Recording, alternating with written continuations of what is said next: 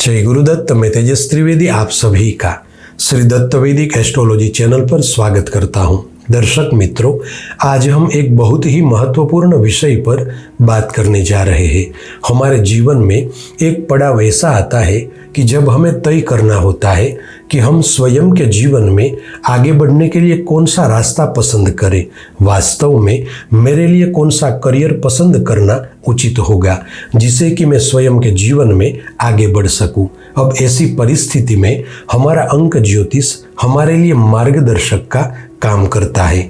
आज हम अंक ज्योतिष के माध्यम से बात करने जा रहे हैं मूलांक 1 वाले जातकों एवं जातिकाओं के बारे में कि इनके लिए कौन सा करियर पसंद करना लाभदायी होगा। देखिए, कई बार ऐसा होता है कि हम पढ़ाई पूरी करने के बाद करियर सेट करने के लिए अलग अलग जगहों पर पूरी मेहनत से काम करते हैं, किंतु अंत में कुछ भी परिणाम निकल कर नहीं आता।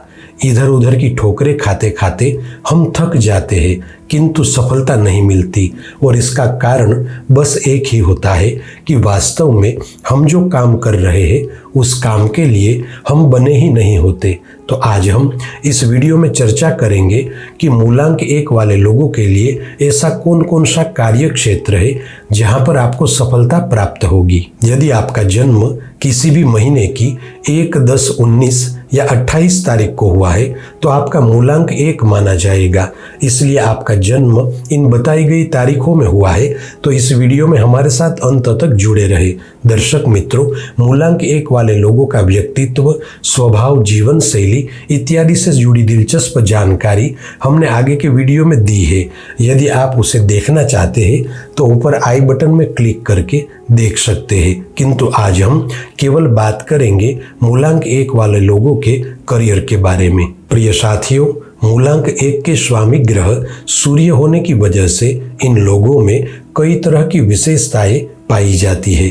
मूलांक 1 वाले लोगों के लिए अनुकूल करियर को जानने से पहले थोड़ा यह समझ लेते हैं कि इनकी सोच कैसी होती है, क्योंकि व्यक्ति की सोच ही उसे आगे का रास्ता बताती है। मूलांक 1 वाले लोग एक अच्छे लीडर और शासक होते हैं। इनमें अद्भुत नेतृत्व शक्ति होती है। किसी भी काम को करने में ये एक अकेले ही काफ़ी होते हैं। मूलांक 1 वाले लोगों में एक बात कूट कूट कर भरी होती है कि जीवन में कुछ करना है, कुछ बनना है। इनकी सोच व्यापक होती है, इसलिए ये छोटा नहीं सोचते। इनके सपने आसमान को छूने के होते हैं। ये लोग दूसरों से कुछ अलग ही कर गुजरने की सोच रखते हैं।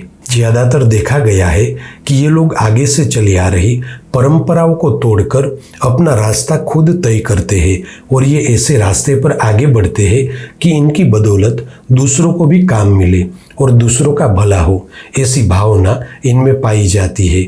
सामान्य शब्दों में कहूँ तो ये लोग पूरे जग का भला हो ऐसी भावना वाले होते हैं।